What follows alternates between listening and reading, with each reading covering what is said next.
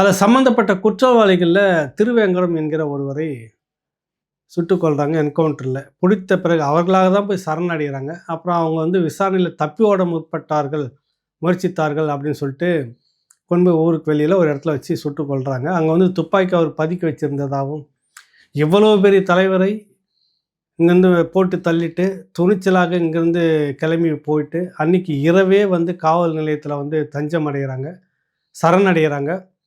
சரணடைஞ்ச உடனே அவங்களை வந்து போலீஸ் கஸ்டடி எடுக்குது, விசாரிக்குது. அப்புறம் பார்த்தாக்கா என்கவுண்டர்னு முடியுது. இது எப்படி அப்படின்னு பல கேள்விகள் இதை மேற்கோள் காட்டி ஆம்ஸ்ட்ராங்குடைய சகோதரர் வந்து இதை சிபிஐக்கு விசாரணைக்கு வந்து கேட்குறாரு.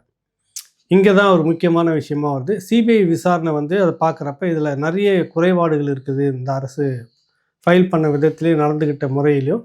அதனால் சிபிஐக்கு விசாரணை கொடுக்குறேன்னு சொல்லிட்டு தான் அந்த சொல்லியிருந்தது. கடந்த வாரம் அதுதான் உண்மையிலே கடந்த வாரம் முழுக்க அதுதான் பேசுபொருளாக மாறி இருக்க வேண்டும்.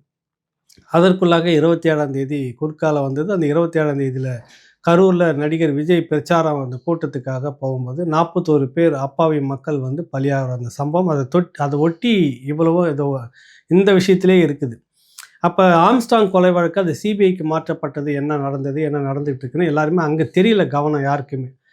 அந்த வழக்கில் சிபிஐக்கு ஒப்படைக்கப்பட்டது. ஆனாலும் இந்த விசாரணை இங்கே இருக்கக்கூடிய அந்த கோப்புகளும் மற்ற விஷயங்களும் ஒன்றும் முறைப்படி ஒப்படைக்கப்படவில்லை என்று சொல்லப்படுது. அதனால் அது அப்படியே இருந்துக்கிட்டு இருக்குது. அது கொஞ்சம் காலதாமதம்.